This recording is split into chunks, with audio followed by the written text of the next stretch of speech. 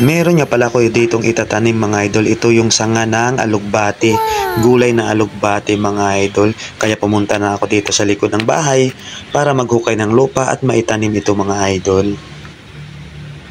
Ito nga yung palagi kong sinasabi mga idol, basta masipag ka lang at kung may tinanim ka talaga, meron ka talagang aanihin mga idol. Siyempre, pag tumubo yan at dumami talaga at lumago, siyempre hindi lang ikaw yung manginginabang, lahat pati kapitbahay mo makikinabang din sa gulay na yan mga idol. Siyempre, hindi basta-basta yung gulay mga idol, napakaganda sa katawan yan.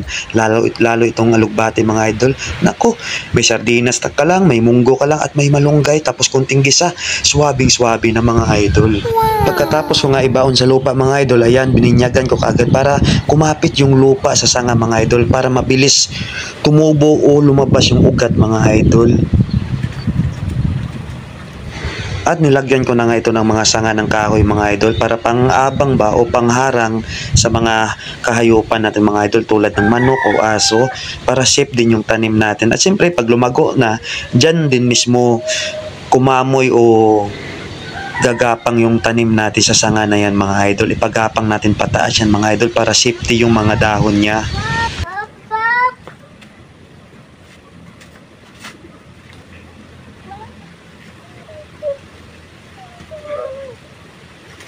Yan, haharangan na lang muna natin mga idol at antayan natin hanggang tumubo mga idol. Subaybayan natin yan. At after 1 week mga idol, yan na mga idol, oh, tumubo na yung mga dahon niya. Yan na sila. Tsaka mayroon pa dito sa kabila kong tinanim na. Yan. Mali, after 1 week, ganito na pala siya. Ayan. Ngayon, didiligan na muna natin. At mag-aantay ulit tayo o mag-update after 1 week ulit. Ayan. Kung hanggang kailan siya pwedeng harvestin.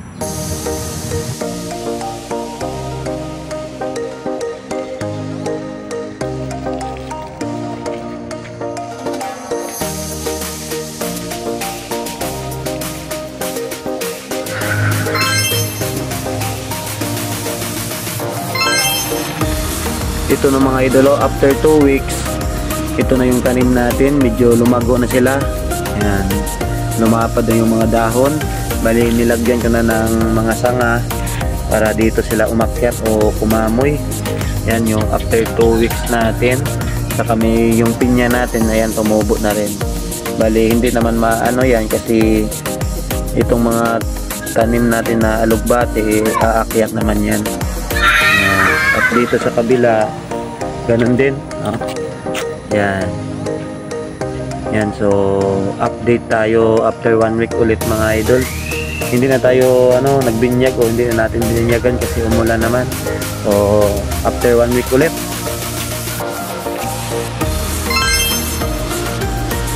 Yun mga idol, after 3 weeks, ito na yung tanim natin mga idol. Ang lalaki na at umakyat na rin sa taas. Yan, after 3 weeks. Ngayon, susubukan natin kukuha tayo para maglaswa. Ang lapad mga idol. Yan, maglaswa tayo. Yan, pwede na siguro to. Kukunin natin yung mga dulo niya para sumanga ba. Kasi para lumapad pa siya ng gusto. Yan, kukunin natin itong umaakyat para mababa lang ba siya. Kukuha tayo pang laswa natin ngayong araw. Yan mga idol, ito yung nakuha natin. Unang tikim sa ating tanim. Para mga idol, kukuluan lang natin to at ayos na. Partneran na lang natin ng malunggay. Yan. So dito sa kabila, ganun na rin mga idol. Ayan, umakyat na rin sa taas. So tara mga idol, doon muna tayo sa ating birthday kitchen.